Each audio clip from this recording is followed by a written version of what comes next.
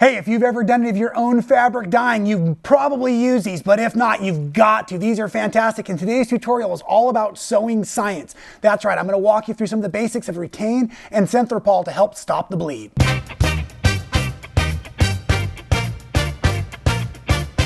Okay, now in all seriousness aside, it's time to take these gloves off because you don't need to be this protected to work with Retayne or Synthrapol. I just love to play dress up, and I'm always looking for a good opportunity to show off some of my cool threads. Now check this out. These are primarily used in two different ways. We're going to start today with the Retayne, and Retayne is usually used with commercially produced or fabric that you buy from the quilt shops or in the links below in our description, right? What happens is sometimes, especially dark reds and dark blues, they will bleed a bit after we started sewing with them onto other fabrics, and it can be terribly devastating in our quilt projects after we put all that work into it.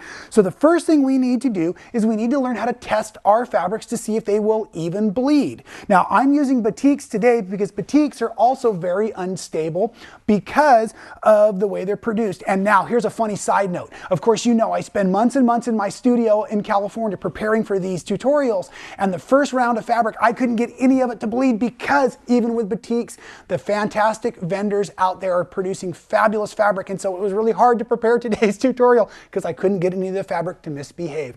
Found a couple of old batiks in my stash that are definitely dye challenged, and so when I want to find out if they're going to bleed, what I do is I take a fresh piece of white fabric, and what I'm going to do is I'm going to use this spray bottle, and I'm literally soaking the white fabric, and we're going to do it on this red here, and we're also going to do it on the purple. I'm going to also point out real quick that I have one of these non-stick Teflon pressing sheets underneath, because if this does bleed as I'm hoping it will also soil and ruin your ironing board. I have proof in my home studio to show you. So you can see that this is very, very wet. We're going to now take a hot iron, and I've actually got mine set to steam as well. And I'm going to come down here on top, and I'm going to literally dry this white fabric with the iron itself to try to produce a bit of bleeding. And I can see, fortunately, my science is working today fantastically. The red is definitely discharging some of its excess dye. And what it really is it's the dye coming off of the fabric. And even though our batiks are rinsed several times, this will still happen. And I'm getting a fantastic discharging already, but I'm going to go ahead and finish this off, and then I'm going to show you this other set of samples that I've already pre-treated, right? So this was a really fun series of experiments for me to do working on in my studio, getting everything ready. Now, what I'd like to do is I'm going to just bring this in a little closer for you so you can all get a good feel of some of the dye. I'm hoping you can see some of this discharging already, and it's not even dried yet. So now as I do this, we're going to just keep pressing through. And the purple's working fantastically as well. Now, of course, you could do this just on the edge, a little along the selvage edge of your batik or your commercially produced fabric, right? But look at this. Let me pull this off. There and there. Still even a little bit damp. And just in case you couldn't remember what it used to look like, that would be like one of those Tide challenges or something like that, right? So we have that all put together, and you can see how much bleeding really happened. Now, the next two samples I'm going to show you, we're going to do the exact same test with, but these fabrics I pre-treated with Retayne. We'll just do it with this purple. That'll make just as easy, right? And with the purple piece that we have here, the Retayne calls for 1 teaspoon per yard of fabric, and you get yourself a stock pot like this up to about 140 degrees in temperature, and you're going to soak your fabric or fabrics that you're going to work with for about 20 minutes, and then you'll rinse and dry immediately. Watch this test. So this purple one here, I have it labeled at the top Retayne, which means I have already treated this at home, and I followed the directions to a T. Maybe for the first time in my life, I read the instructions and followed them. You'll be very proud of me, right? Now, as I go ahead and do the exact same testing here, I am getting no dye exchange between the purple and the white fabric.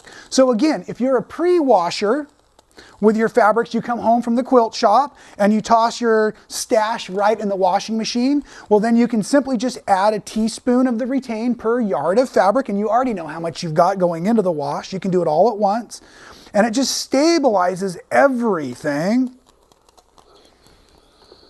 So you can obviously see the difference in the tests, right? So very, very effective. And the fun thing about this stuff is I used to push a dust mop around my mom's quilt shop for years.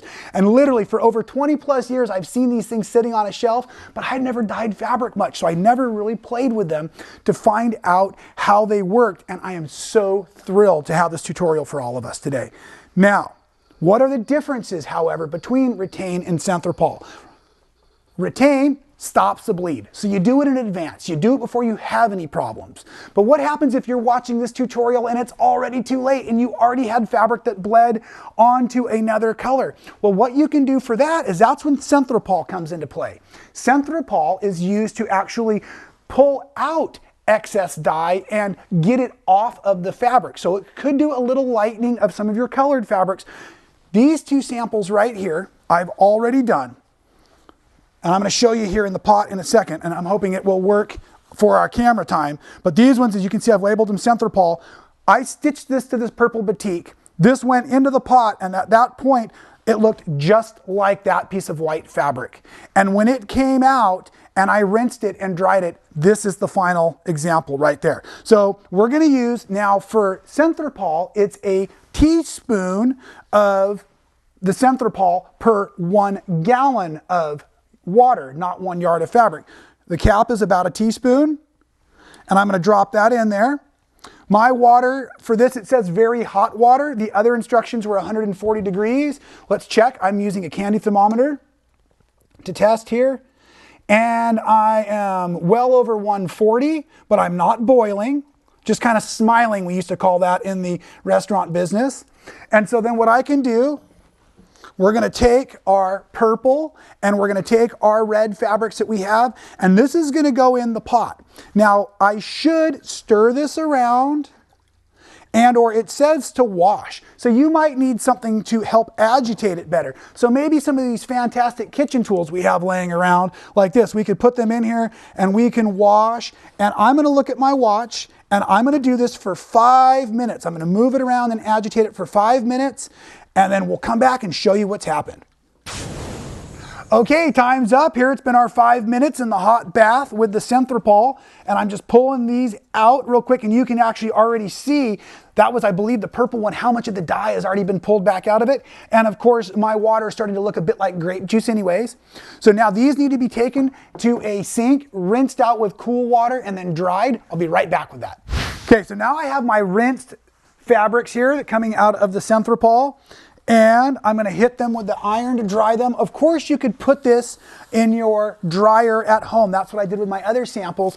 And I really should take this moment, and I should have said it earlier, point it out, but this is not necessarily for heirloom quilt projects, right? Because we're using hot water and we're using an agitation or washing process. A lot of us are doing this in our washing machine at home. So this is the best application of this kind of stuff is when you're using your fabrics before they're created into a quilt and stitched together.